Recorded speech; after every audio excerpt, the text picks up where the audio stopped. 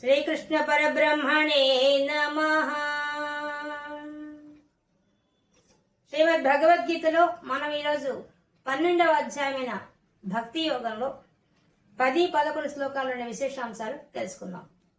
ఇప్పటిదాకా పరమాత్మ మనకి అర్జునుడిని పెట్టుకొని అర్జునుడి ద్వారా మనకు సందేశం ఇస్తున్నారు అనేక విషయాలు. అర్జునుడు అడిగింది ప్రశ్న ఏంది? సాకారంగా సగుణ సాకార రూపంలో అర్చించేవాళ్ళు ఆ అర్చనా విధానం గొప్పదా, ఆ ఉపాసన గొప్పదా, లేదా నిరాకార తత్వంతో ఉన్న ఆ ఉపాసన గొప్పదా, ఆ ఉపాసన చేసేవాళ్ళు గొప్పవాళ్ళ అని అడిగితే చెప్పుకుంటూ వస్తున్నారు పరమాత్మ. నిరాకార తత్వం చేయడం చాలా కష్టమని, ఆ కష్టం ఎందుకంటే దేహాభిమానం ఉన్న వాళ్ళు చేయలేరని చెప్పాడు. తర్వాత చేసేవి ఇంకా ఎలా చేయొచ్చో కూడా చెప్పుకుంటూ వస్తున్నారు. అందులో భాగంగా మనకు ముందు శ్లోకాల్లో ఏం చెప్పారంటే, నా ఎందే మనసు బుద్ధి పెట్టి ఉపాసన చేయమని చెప్పాడు. అది కూడా రాదనుకుంటే ముందు మనసు గురించి చెప్పాడు.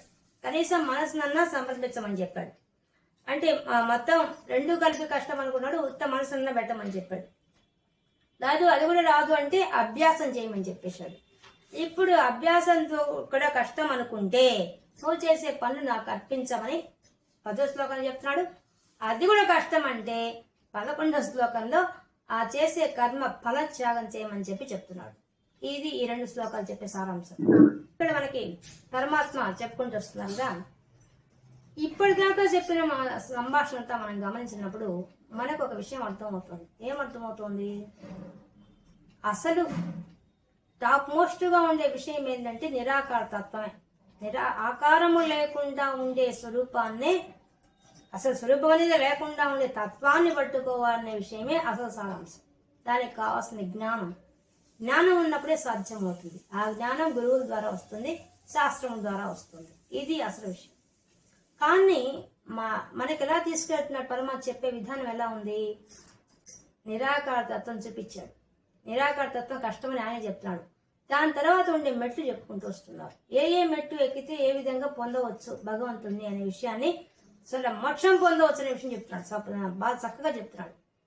అంటే మన స్థాయికి దిగిచ్చి ఒక్కొక్క మెట్టు దిగి వస్తున్నాడు. మొట్టమొదటి మెట్టు ఏం చూపించాడు? నిరాకార తత్వం అని చెప్పేశాడు. నిరాకారం అన్నప్పుడు మనకు అది అసాధ్యమైన విషయం. ఎందువల్ల మన ఆకారం ఉంది కాబట్టి ఎదురుగా ఆకారం ఉంటేనే మనం ఉపాసన చేయగలుగుతాం, భగవంతుని ఆరాధించగలుగుతాం. అదే కొంచెం కష్టం అది. కానీ వాళ్ళు నిరాకార తత్వం లేని వాళ్ళు ఆచరించకుండా ఉన్న వాళ్ళు ఉన్నారంటే చాలా మంది నిరాకార తత్వాన్ని ఆశ్రయించే మోక్షం పొందిన వాళ్ళు ఎంతో ఉన్నారు. మనం దీనికి ఒక ఉదాహరణ చెప్పుకుంటే అర్థమైపోతుంది. ఒక గురువు దగ్గరికి ఒక శిష్యుడు వచ్చాడు. వచ్చి ఆ శిష్యుడు ఆ గురువు గారిని అడుగుతున్నాడు. ఏమని? స్వామి, భగవంతుణ్ణి చేరుకోవడానికి దగ్గర దారులేనున్నాయి. అసలు శాస్త్రం ఏం చెప్తోంది?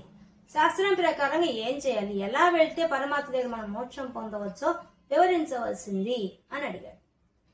అడిగితే ఆయన చెప్పాడు. ఏం చెప్పాడు?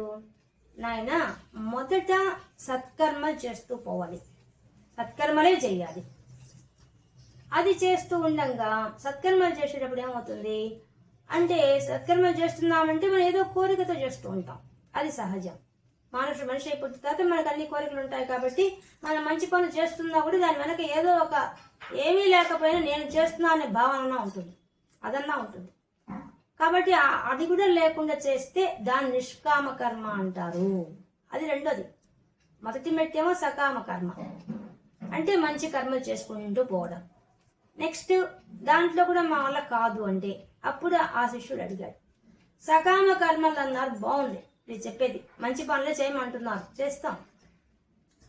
మంచి పనులు అంటే ఏంది, మనం ప్రపంచం ఏ విధంగా చేయాలి అన్నారు. ఆయన చెప్పాడు, శాస్త్రం ఏం చెప్పిందో అది చేయాలి. నీ ఇష్ట ప్రకారంగా మంచి కర్మని చెప్పడం కాదు, శాస్త్రం ఏం నిర్దేశించింది, గురువులు ఏం చెప్తారో అవి చేయాలి. అది కూడా నీకు మనం తెలుసుకోలేమని చెప్పి మన జీవన విధానంలో మొత్తం పెట్టేశారు. విధానం, పూజించే విధానం దగ్గర నుంచి అన్ని మనకు చెప్పేశారు. ఎందువల్ల మనం పుస్తకాలు చదివి శాస్త్రం చదివి తెలుసుకోసే ఆలస్యం అయిపోతుంది. అందుకని మన వాళ్ళు ఏం చేశారు, ప్రతి దాంట్లో కూడా ప్రతి పూజా విధానం మొదలుకొని అన్ని నీకు టాప్ మోస్ట్ గా ఉండి నిరాకార తత్వాన్ని కావాల్సిన అన్ని ఇప్పుడే ఏర్పాటు చేశారు. ఏది ఆ నిరాకార తత్వం అందుకోవడానికి ఉండే అవకాశాలు ఏవేమి ఉన్నాయో అవన్నీ పూజా విధానంలో పెట్టబడ్డాయి. దాంతో పాటు పూజతో పాటు ఏం చేయమన్నారు? మానవ సేవే మాధవ సేవ కాబట్టి నువ్వు మానవ సేవ చెయ్యి.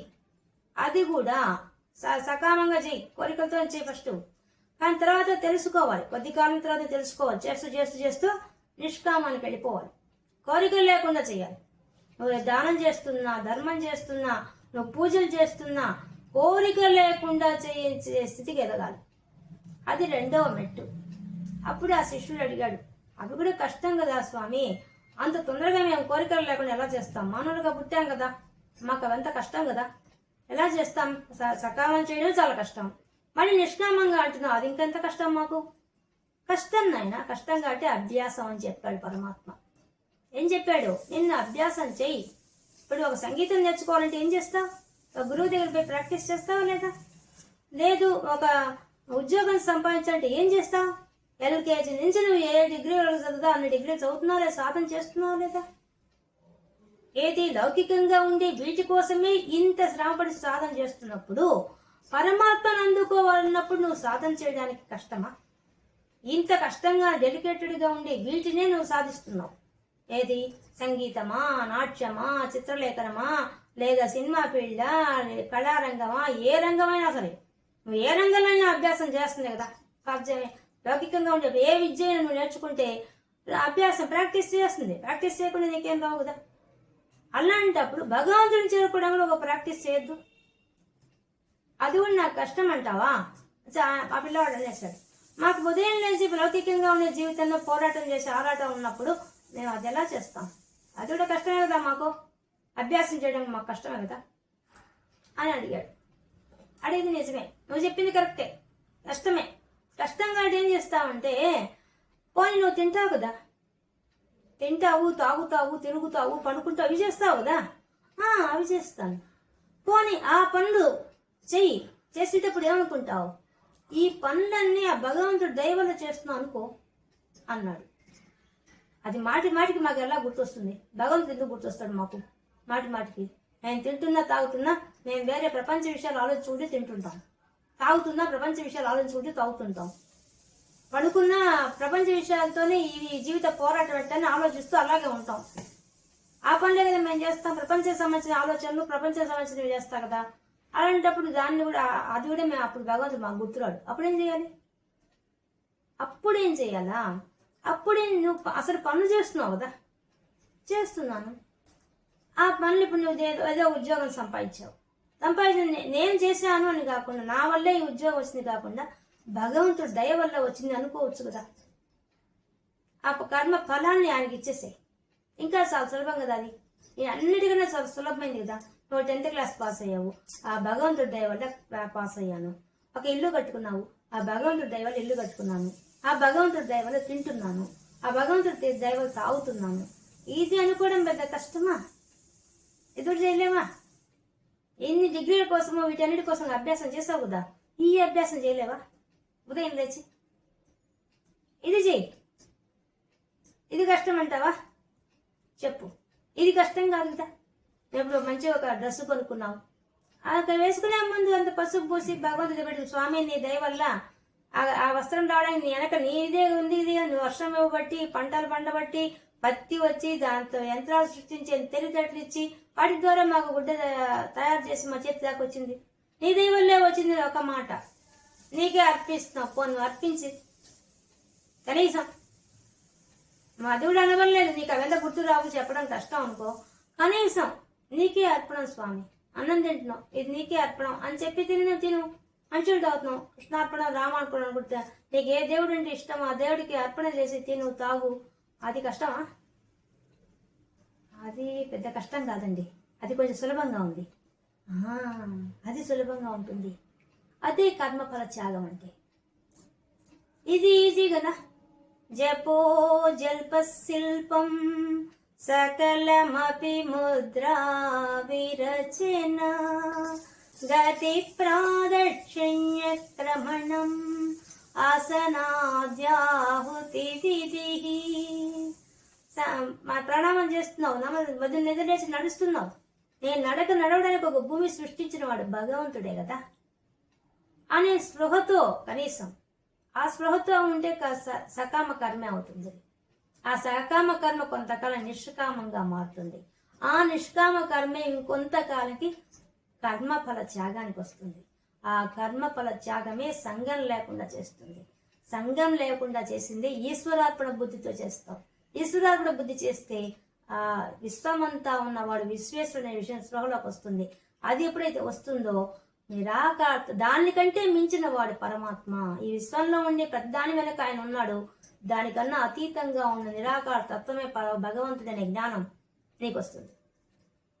దీని అన్నిటికీ మొట్టమొదట ఉండాల్సింది సకామ కర్మ. మొట్టమొదట ఉండాల్సింది మంచి కర్మలు చేయడం. మంచి కర్మలు చేస్తూ పో, అది సులభమైపోతుంది ఆయన అని చెప్పాడు ఆ యొక్క గురువు గారు. అప్పుడు ఆ శిష్యుడికి అర్థమైంది, ఇదే నాయన భగవద్గీత సారాంశం. భగవంతుడు చెప్పింది అదే నాయన. ఉపాసన అంటే ఇదే నాయన. ఆ మన స్థాయి వరకు, దిగువ స్థాయి దగ్గర నుంచి ఎగువ స్థాయి వరకు ఉండే సాధకులకు ఏవేవి చేయాలో కూడా మొత్తం ఆయన చెప్పేశాడు. కానీ వీళ్ళన్నిటికీ ముఖ్యం భక్తి ముఖ్యం నాయన. ఇవి చేయడానికి భక్తి ఉంటే చాలు. ప్రతిదానికి భక్తి ఉండాలి, భగవంతుడి మీద నమ్మకం ఉండాలి, విశ్వాసం ఉండాలి. ఇది ఉంటే చాలు నాయన. ఇప్పుడు పోయి సాధన చెయ్యి, ఇప్పుడు అభ్యాసం చెయ్యి, నీకు రాకుండా పోతున్నావు చూస్తాను. ఉదయం లేచి నువ్వు అభ్యాసం చెయ్యి, నిద్ర లేచి మంచినీళ్ళు తాగుతున్నావు, నిద్ర లేచి భూమి నడుస్తున్నావు. ఈ భూమి భగవంతుడిది ఇచ్చాడు, నాకు నడిచే భాగ్యాన్ని కలిగించావు స్వామి అని దండం పెట్టుకుంటూ లేయి. ఈ శరీరాన్ని నిద్ర లేపావా స్వామి అనుకుంటూ, ఈ శరీరం ఆయన ఇచ్చిందే కదా, దాన్ని కృతజ్ఞత చెప్తూ లేయి. అక్కడి నుంచే మొదలైంది నీ పూజ, అక్కడి నుంచే మొదలైంది నీ యొక్క సాధన, అక్కడి నుంచే మొదలైంది నీకు జ్ఞానం. ఆ జ్ఞానం పరాకాష్ఠ పొందిన వాళ్ళే రమణ మహర్షి లాంటి వాళ్ళు. వాళ్ళ సకామ కర్మ, నిష్కామ కర్మ, కర్మఫల త్యాగం, సంఘం లేకుండా ఉండడం, ఈశ్వరార్పణ బుద్ధి అన్ని దాటి వచ్చేసి నిరాకార తత్వాన్ని చేరుకున్నారు. మనం కూడా మెట్టు మెట్టు ఎక్కుతూ వెళ్ళి ఎప్పటికైనా ఆ స్థితికి చేరాలి నాయనా. ఇది అసలు రహస్యం. మరి సకామ కర్మ చేసిన వాళ్ళకి మోక్షం రాదా అంటావేమో, వస్తుంది. అక్కడ కూడా వస్తుంది. ఎలా? అక్కడి నుంచే మనకు మోక్షం వచ్చేదానికి అవకాశం ఉంది.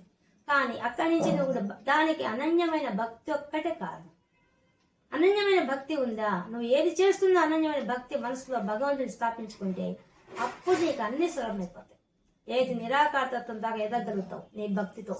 కాబట్టి ఇది సాధన ప్రక్రియ అని ఆ గురువు చెప్పారన్నమాట. అదే విషయాన్నే మనకు భగవంతుడు ఇక్కడ చెప్పాడు. కాకపోతే మనకు భగవంతుడు చెప్పే దాంట్లో హెచ్చు స్థాయి నుంచి తక్కువ స్థాయి తీసుకొస్తున్నాడు. మొట్టమొదటి చెప్పి నిరాకార తత్వం చెప్పాడు. నిరాకార తత్వం చెప్పినప్పుడు ఏం చెప్పాడు? ఆయన తత్వం ఏం చెప్పాడు? ఇంద్రియ నిగ్రహం ఉన్నవాడు సాధించగలుగుతాడు. సమత్వ భావన ఉండాలి. సర్వజీవరాశిని హితం కోరుకోవాలి. సర్వజీవరాశిని సమానంగా చూడాలి. సర్వజీవరాశి యొక్క మేలు కోరుకోవాలి. మళ్ళీ ఆ ఇంద్రియ నిగ్రహం కలిగి ఉన్నవాడు నా యొక్క అవ్యక్తం, అనిర్దేశ్యం, మళ్ళీ అచలం, ధ్రువం, కూటస్థం అటువంటి నా రూపాన్ని దర్శించగలుగుతాడనే విషయం మనకు ముందే చెప్పేశారు. అంటే నిరాకార తత్వాన్ని ముందు ఆవిష్కరించారు. అక్కడి నుంచి స్టెప్ బై స్టెప్ చెప్పుకుంటూ వస్తున్నారు పరమాత్ముడు. అంటే మన స్థాయి వరకు తీసుకొచ్చాడు. ఈ యొక్క ఇప్పటిదాకా చెప్పిన సిలబస్ ప్రకారం మనకి ఈ అధ్యాయంలో చెప్తున్న విషయం పరమాత్మ స్టెప్ బై స్టెప్ వెనక్కి తీసుకొస్తున్నారు. మొట్టమొదటి నిరాకార తత్వం చెప్పేశాడు. కానీ ఆయన చెప్పేశాడు ఇది చేయడం చాలా కష్టం. ఎందుకంటే మనకు రాగద్వేషాలు అడ్డం వస్తాయి. మన శరీరం మీద వ్యామోహం ఉంటుంది కాబట్టి అది సాధించడం చాలా కష్టం. అది ఆయన చెప్పేశాడు. చెప్పేసి ఏం చెప్పాడు? మళ్ళీ నీ మనసు బుద్ధి నాకే అర్పించేసి నువ్వు చేసే ప్రతి పని నాకు అప్పగించమని చెప్పి ఇప్పుడు ఈ శ్లోకం చెప్పబోతున్నాడు. అభ్యాసం గురించి చెప్పాడు. అభ్యాసం కూడా మనకి ఎంతమంది మీకు చెప్పాను. తినక వేము తీయనుండు అన్నట్టుగా ఫస్ట్ లో చాలా కష్టంగా ఉంటుంది భగవంతుడు పూజించడం, భగవంతుడి జాసలో మనకు. అందుకనే ప్రతి సంవత్సరం మొత్తం మనకు పండుగలు పెట్టేశారు. సంవత్సరం మొత్తం పండగలు, విధి విధానాలు అన్నీ పెట్టేశారు మనకి. ఎందుకు? అసలు ప్రతి నిమిషం తలుచుకోకుండా మర్చిపోతున్న పరిస్థితి నుంచి ప్రతిరోజు నిత్య పూజ తగ్గించి మొదలుపెట్టి సంవత్సరం అంతా పండగలు పెట్టి తద్వారా కనీసం సాధన చేస్తారనే ఉద్దేశంతోనే మనకు పెట్టబడేది. అప్పుడు మనం ప్రతి సంవత్సరం మొత్తం ఏదో ఒక వ్రతమో ఏదో ఒక నియమాలో ఈ మాసంలో ఈ నియమం, ఈ మాసంలో ఈ నియమం అని పెట్టుకుంటూ పోయేసారు. ఎందుకు? ఎప్పటికైనా నువ్వు విశ్వంలో విశ్వేశ్వరుడు గురించి ఆలోచిస్తావు. అంతటా మన విశ్వాంతరాత్మ పరమాత్మని అన్నింటిలో దర్శించడం కోసం అందరి దేవతలను పెట్టేశారు. ఆఖరికి పుట్ట, చెట్టు అన్ని పూజించడం పెట్టేశారు. ఎందుకు? ఎప్పటికైనా విశ్వంలో విశ్వేశ్వరుని దర్శించాలి. అది ఇచ్చిన తర్వాత నెక్స్ట్ స్టెప్ మనం ఎదగలుగుతాం. నెక్స్ట్ స్టెప్ ఏంటి? నిరాకార తత్వానికి వెళ్ళిపోవాలి. ఆకారం ఉన్న అందుకని విశ్వరూప సందేశాన్ని చూపించాడు పరమాత్మ. విభూతి యోగం చెప్పి విశ్వరూప సందేశం చూపించాడు. అది అయిన తర్వాత నిరాకార తత్వానికి వెళ్ళగలుగుతాం, లేకపోతే వెళ్ళలేం. స్టెప్ బై స్టెప్ అదే. ముందు మంచి పని చేస్తూ రావాలా, మంచిగా పూజ చేస్తూ రావాలా, కోరికలతో చేసుకుంటూ పోవాలా, తర్వాత కోరికలు లేకుండా స్థితికి వెళ్ళిపోవాలి, తర్వాత కర్మఫల త్యాగం చేయాలి, ఆ తర్వాత సంఘం లేకుండా రావాలి, ఆ తర్వాత ఈశ్వరార్పణ బుద్ధి రావాలి, ఆ తర్వాత విశ్వరూపాన్ని చూసే శక్తి రావాలి, ఆ తర్వాత విశ్వానికి అతీతమైన నిరాకార తత్వాన్ని అందుకోవాలి. ఇది జ్ఞానం. ఆ స్టెప్ వైపు తీసుకొస్తున్నాడు పరమాత్మ. ఇప్పుడు మనకి అలాగే నేర్పించుకుంటూ వస్తున్నాడు. శ్లోకాల ద్వారా అదే చెప్పుకుంటూ వస్తున్నాడు. సింపుల్ గా చెప్పుకుంటున్నాడు. కానీ మనకి మాత్రం చేయి పెట్టుకొని వేలు పెట్టి తీసుకెళ్తున్నారు. చాలా కష్టం కష్టం కష్టం అంటున్నారు దా. అందుకే మన స్థాయికి దిగి వచ్చేస్తున్నారు. ఒక్కొక్క మెట్టు దిగి చివరి మెట్టు తీసుకొచ్చారు. ఇప్పుడు చివరి మెట్టు దాకా తీసుకొచ్చేస్తున్నారు. అదే 10వ శ్లోకం చెప్తున్నాడు. అభ్యాసప్య సమర్థోసి మత్కర్మ పరమో భవ మదర్థమపి కర్మాణి కుర్వన్ సిద్ధిమవాప్స్యసి. అభ్యాసం చేయడం కూడా కష్టం అంటావా? అపి అసమర్థోసి, నేను చేయలేనంటావా అభ్యాసం కూడా? అభ్యాసం కష్టమా నీకు? నిజానికి సులభం అభ్యాసం. ఎందువల్ల? ఇప్పుడే చెప్పుకున్నాం, మన స్కూల్లో పోయి చదువుకుంటున్నాం. ఎన్నేళ్ళు చదువుకుంటున్నాం? LKG దగ్గర నుంచి డిగ్రీల దాకా చదువుతున్నాం. అవంతా అభ్యాసం కాదు, ట్రైనింగ్ అదంతా. అలాగే భగవంతుడి కోసం కూడా రోజుకు 5 నిమిషాలు కేటాయించాలి. అదే 5 నిమిషాలు కాదు, రోజంతా కేటాయించాలి అసలు భగవంతుడికి. ఎందుకు? మనకు మోక్షం మోక్షం అనే పాస్ కావాలంటే రోజంతా తలుచుకోవాలి ఆయన. ఇప్పుడు మన ప్రకారం ఎన్ని గంటలు స్కూల్లో ఉంటారు, మళ్ళీ ఇంటికి వచ్చి ట్యూషన్లోకి పోతారు, మళ్ళీ ఇంటికి వచ్చి చదువుతారు. అంటే ఒక రోజంతా 3/4 భాగం జీవితం రోజులో 3/4 భాగం స్కూల్లోనే గడిపేస్తున్నారు, స్కూల్ విషయాలతో గడిపేస్తున్నారు. మరి అలాంటప్పుడు మనం ఎందుకు గడపకూడదు భగవంతుడి కోసంగా? ఈ మోక్షం అనే దాన్ని పాస్ కావాలంటే రోజంతా ఆయన దగ్గర ఉండాలి. నిజానికి రోజంతా ఉండే సులభమైన మార్గం కూడా చెప్పేశాడు ఆయన. నువ్వు దగ్గర కూర్చొని పూజ చేయమని చెప్పలేదు, నామస్మరణ చేసుకో మనసులో అని చెప్పాడు. అది పెద్ద కష్టం కాదుగా. అదే అభ్యాసం అంటే. కనీసం అక్కడ స్టార్ట్ చేయమని చెప్పాడు. అది కూడా కష్టం అంటావా? అభ్యాసే అపి అసమర్థోసి, నేను అది కూడా చేయలేను, నా వల్ల కాదంటావా? మత్కర్మ పరమో భవ, పరమాత్మ యొక్క కర్మలనే చెయ్యి. నువ్వే పనులు చేస్తావా? ఇంట్లో ప్రతి పని చేస్తూనే ఉంటావు జీవితంలో. ఉదయం లేచి ఆ పనులన్నా కరెక్ట్గా చెయ్యి. భగవంతుడి కోసం చేస్తున్నాను చెయ్యి. మదర్థం అపి కర్మాణి, నా కోసం చెయ్యి. నువ్వే పని చేస్తున్నావు కూడా ఆ భగవంతుడి కోసం చేస్తున్నాను చెయ్యి. చేస్తున్నావు పని, ఏ పని చేస్తున్నా నీకు ఉద్యోగం వచ్చిందా అది భగవంతుడి దయతో వచ్చిందని చెప్పి అనుకుంటూ చెయ్యి. అలా చెయ్యి. కనీసం నేను అభ్యాసం చేయలేనయ్యా, బద్దస్తం నేను నామాన్ని అనుకోలేను, నా వల్ల కాదు, నాకు ఓపిక లేదంటావా? ఈ పని చేయి. నువ్వు పనులు చేస్తున్నావు కదా, ప్రపంచ విషయాలు పనులు చేస్తున్నావు కదా, పోనీ అవి నా కోసం చేస్తున్నావు అని చెయ్యి. అది కష్టమా? అది నీకేం కష్టం ఏం లేదు. మదర్థం అవి. కాకపోతే అక్కడ మనకు సందేహం వస్తుందిగా, అప్పుడు చెడ్డ పనులు కూడా అని అంటాం కదా, వెంటనే చెప్పేశాడు. కాదు, మదర్థం నా కోసం చేస్తే ఏం చేస్తావు? నువ్వు చెడ్డ పని చేయడానికి ఛాన్స్ లేదు, మంచి పనే చేస్తావు. భగవంతుడి కోసం చేస్తున్నావు అన్నప్పుడు నువ్వు ఆయన కోసమే చేస్తావు, మంచి పనులు చేస్తావు, చెడ్డ పని చేయగా. కర్మాణి కుర్వన్ సిద్ధిమవాప్స్యసి, నీకు నేను సిద్ధిని ప్రసాదిస్తాను, మోక్షం ప్రసాదిస్తాను. నీకు చేసే కర్మలన్నా కనీసం నాకు అప్పగిస్తే అవన్నా నా కోసం చేస్తున్నావు అని చెయ్యి. నువ్వు ఏ పని చేస్తున్నావు కూడా. పిల్లలు వచ్చారు జీవితంలోకి, వాళ్ళు భగవంతుడి ప్రసాదంగా నాకు వచ్చారని భావించు. భర్త వచ్చాడు, భగవంతుడి ప్రసాదంగా వచ్చారని భావించు. తల్లిదండ్రులు వచ్చారు, భగవంతుడి ప్రసాదంగా నాకు వచ్చారని భావించు. స్నేహితులు వచ్చారు, భగవంతుడి ప్రసాదంగా నాకు వచ్చారని భావించు. ఇది కష్టమా? మదార్థం నా కోసంగా అనుకో. జీవితంలో వచ్చే ప్రతి సంఘటన, ప్రతి పని అన్ని కూడా భగవంతుడి తృప్తి కోసం చేస్తున్నాను. వంట చేస్తున్న సేపు భగవంతుడి తృప్తి కోసం చేస్తున్నాను, ప్రీతి కోసం చేస్తున్నాను చెయ్యి. చదువుతున్నావు భగవంతుడి ప్రీతి కోసం చదువుతున్నాను, చదువు. పారాయణ చేస్తున్నావు, భగవంతుడి ప్రీతి కోసమే పారాయణ చేస్తున్నాను చెయ్యి. అంతే, అర్పించేసే భగవంతుడికి. అప్పుడు అదే అడుగుతున్నాడు భగవంతుడు. నీకు అభ్యాసం చేయడం కష్టం అన్నావు కదా, నిరంతరం నా నామ జపం చేయడం కష్టం అంటున్నావు. ఓకే, నేను కాదం లేదు. నా గురించే పూజలు చేయి, నిరంతరం నన్నే నా గురించి చేయమంటే ఓ రోజంతా నీకు కష్టం అని చెప్పావు. కానీ నీ పనులు ఆపవుగా. నువ్వు తినడం ఆపవు, తాగడం ఆపవు, పనుకోవడం ఆపవు, అవన్నీ ఆపవు కదా. పోనీ అవన్నీ నా కోసం చేస్తున్నాను చెయ్యి. అది సులభం కదా నీకు అంటున్నాడు పరమాత్మ. అధైతదప్యశక్తోసి కర్తుం ఉద్యోగమాశ్రితః సర్వకర్మ ఫలత్యాగం తతః కుర్యతాత్మవాన్. పోనీ నాకు అది కూడా కష్టం. నువ్వు చెప్పినట్టు నీకోసంగా పని చేయడం కూడా నాకు కష్టం అంటావా? అధైతదప్యసక్తోసి కర్తుం అద్యోగమాశ్రిత. స్వామి నిన్నే ఆశ్రయించి నీకోసం నీ యోగ ప్రకారంగా ఈ భక్తి యోగం ద్వారానే నీ కర్మలు చేయడం కూడా నాకు కష్టం అంటావా? కర్తుం చేయటం నాకు కష్టం అంటావా? అసక్తోసి నాకు శక్తి లేదంటావా? సర్వకర్మ ఫలత్యాగ. ఓ నజ్జి అన్ని కర్మలు చెయ్యి, దానికి వచ్చి ఫలితం ఉంటుందిగా, ఆ ఫలితం నాకు ఇచ్చేసి. ఓ నజ్జి పనిచేసేటప్పుడు నాకు గుర్తుండదయ్యా నీ గురించి అని నువ్వు అంటావు కదా. మేము పనులు చేసుకుంటూ వెళ్ళిపోతాం కానీ ఈ ప్రతిభాన్ని ఈయన ఇచ్చింది, ఈ భగవంతుడు ఇచ్చాడు, ఈయన వల్ల చేస్తున్నాను, ఈయన ప్రసాదం అనుకోండి నాకు గుర్తుండదు అంటావా? అది కూడా నాకు కష్టం అంటావా?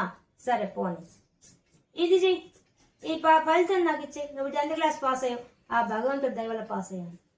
ఈ రోజు ఇది విన్నాను, ఆ భగవంతుడి దయ వల్ల విన్నాను. ఇది చదివాను, ఈ భగవంతుడి దయ వల్ల చదివాను. లేదా ఈ ఉద్యోగం వచ్చింది, ఈ భగవంతుడి దయ వల్ల వచ్చింది. అదన్నా అనుకోవచ్చుగా. అది కూడా కృష్ణార్పణం, రామార్పణం. నువ్వు ఏ దేవుడిని పూజిస్తావో ఆ దేవుడికి, ఆ భగవంతుడికి అర్పించే కదా. నువ్వు మంచి పనులే చెయ్యి, ఆ మంచి పనుల నుంచి వచ్చే ఫలితం ఏది ఉంటుందో అది నాకు ఇచ్చేసి. కనీసం అది ఇది కష్టం అన్నావు, అభ్యాసం కష్టం అన్నావు, కర్మలు నేను గుర్తుపెట్టుకొని చేయడం నాకు కష్టం అన్నావు కదా. అది కూడా నా వల్ల కాదంటావా? పోనీ నీకు నువ్వు అన్నిట్లో విజయం సాధిస్తావుగా. నువ్వు చేసే పనులలో ఏదో ఒక ఫలితం వస్తుందిగా. నువ్వు మంచి పనులే చెయ్యి, మంచి పనులు నీకు ఏదో ఫలితం వస్తుంది, ఆ ఫలితం నాకు ఇచ్చేసి. కనీసం అది అప్పుడు తతహా కురు యథాత్మవాన్. నీ మనసులో ఆ పనులు చెయ్యి, బయటికి బహిరంగంగా చెప్పాల్సిన అవసరం లేదు, మనసులోనే ఇచ్చేసి. ఇది ఈ అభ్యాసం చేయి కనీసం, ఇది ఈజీ కదా. ఇదేం పెద్ద కష్టమా? నేను చేసే కర్మలన్నింటి యొక్క ఫలితాన్ని నాకు ఇచ్చేసి. ఫలితం నువ్వు చేస్తున్నావు, సత్కర్మలు చెయ్యి, నిష్కామంగా చెయ్యి. అవన్నీ నేను చెప్పాను, అవన్నీ కూడా నేను చేయలేను, నిష్కామంగా చేయలేను. సత్కర్మలు అయితే చేస్తానని చెప్తావు, భగవంతుడికి వచ్చేది ఖచ్చితంగా సత్కర్మలు చేస్తావు, శాస్త్ర ప్రకారం చేస్తావు. ఆ చేసిన దాని నుంచి ఫలితం వస్తుందిగా, ఆ ఫలితం నాకు ఇచ్చేసి. అదేం కష్టం కాదు సార్. కృష్ణార్పణం, రామార్పణం. నువ్వు తింటున్నావు, ఇంట్లో నీ కంచంలో భోజనం వచ్చింది, రామార్పణం, కృష్ణార్పణం ఒకటి తిను. మంచినీళ్ళు తాగుతున్నావు, కృష్ణార్పణం, రామార్పణం తాగు. దాంట్లో నీ బలం వస్తుంది, శక్తి వస్తుందిగా. ఆ శక్తి ఫలం ఆయనది అని చెప్పేసి అది ఇంకే పని చేస్తున్నావు కూడా. నీ ఇంటికి వస్తువులు వచ్చాయి, ఒక ఇల్లు వచ్చింది, అవంతా కూడా ఆయనకే. స్వామి నీ దైవాలు వచ్చి నీకే అంకితం అని చెప్పి చేసుకో. ఫలితం నాకు ఇచ్చేసి. ఇంకా ఇది కష్టం కాదుగా. ఇదన్నా చేయి కనీసం. నేను నిరాకారతత్వం ఫస్ట్ చెప్పింది, అది అందుకోవడం కష్టం అని నేనే చెప్పేశాను. పోనీ సాకారం రమ్మని చెప్పాను. సాకారంలో కూడా మనసు ఇమ్మన్నాను, బుద్ధి ఇమ్మన్నాను, అభ్యాసం చేయమన్నాను. అవి కూడా కష్టం అని చెప్పేస్తే సకామం చేస్తాను కానీ దాన్ని కూడా నేను గుర్తుపెట్టుకోనంటే, కర్మలు నీకోసం అని చెప్పి నేను గుర్తుపెట్టుకోనంటే కనీసం ఫలితం వచ్చిన నువ్వు ఎంజాయ్ చేస్తావు కదా. నువ్వు పుట్టినరోజు పార్టీనే బ్రహ్మాండం చేసుకుంటావు కదా. నీ దైవలో పుట్టినానయ్యా, నీకే అర్పణం అని చెప్పి ఈ శరీరం నీదయ్యా అని చెప్పలేవా? ఫలితం నాకు ఇవ్వలేవా? ఎన్నో చేసుకుంటావు కదా పొద్దున్నేచి రాత్రి దాకా. నువ్వు చేసే ప్రతి పని నేను ఇవాళ విజయం సాధించాను, క్రికెట్ లో ఫస్ట్ వచ్చాను, లేదా సంగీతంలో ఫస్ట్ వచ్చాను, లేదా డాన్స్ లో ఫస్ట్ వచ్చాను, లేదా స్కూల్లో పెట్టే కాంపిటీషన్ లో ఫస్ట్ వచ్చి చెప్పుకుంటుంటారు కదా. ఇవన్నీ నాకు ఫలితం నాకు ఇచ్చేసి. అదేం పెద్ద కష్టం కాదుగా. కృష్ణార్పణం, రామార్పణం అంటూ పని చేసుకోవడం అది చెయ్యి. ఇవన్నీ చేయడం పెద్ద కష్టమే. ఇప్పుడు నువ్వు చెప్పినట్టు మిగతా అన్ని మీ జీవితంలో కష్టమే. ఇదొక్క పని చేయి, కురు చెయ్యి. అది ఆత్మవాన్ మనస్ఫూర్తిగా చెయ్యి. ఏదో అలా కొరగా చేయపాక. ఇచ్చేది నాకు ఇస్తున్నావు కాబట్టి ఫలితం మనస్ఫూర్తిగా రామార్పణం, కృష్ణార్పణం ఇచ్చేసే. హాయిగా అయిపోయింది. నువ్వు ఆ సాధనలో మార్గంలోకి అడుగు పెట్టినట్టు అయిపోతుంది. తర్వాత మెల్లగా నేను తీసుకెళ్ళిపోతాను. నేను ఎలా తీసుకెళ్తాను? మెట్టెక్కించాను నాకు తెలుసు. మొట్టమొదటి మెట్టు అజ్జి కర్మఫల ఫలం నాకు ఇచ్చేస్తూ పో, త్యాగం చేస్తూ పో. నెక్స్ట్ నేను తీసుకెళ్తా, నేను నిష్కామంగా తీసుకెళ్తా. తర్వాత నేను కర్మల్ని సంఘం లేకుండా, ప్రపంచంలో సంఘం లేకుండా నేను చేస్తా, వైరాగ్యం నేను తెప్పిస్తా అని నేను తెప్పిస్తా. మొట్టమొదటి మెట్టెక్కు, ఇదన్నా చెయ్యి అని మనకు సందేశం ఇస్తున్నారు పరమాత్మ. ఇంత గొప్పగా మన కోసంగా మెట్టు మెట్టు మెట్టు మెట్టు దిగి వచ్చి చెప్తున్నారు. అంటే మన అల్పత్వాన్ని అధికం చేయడానికి కోసంగా ఎంత తాపత్రయపడుతున్నాడో పరమాత్మ. అంత దయామయుడు పరమాత్మ. ఇది మనం ఈరోజు శ్రీమద్ భగవద్గీతలో భక్తి యోగంలో 10వ శ్లోకం 11వ శ్లోకం నుండి విశేషాంశాలు తెలుసుకున్నాం. కృష్ణార్పణం.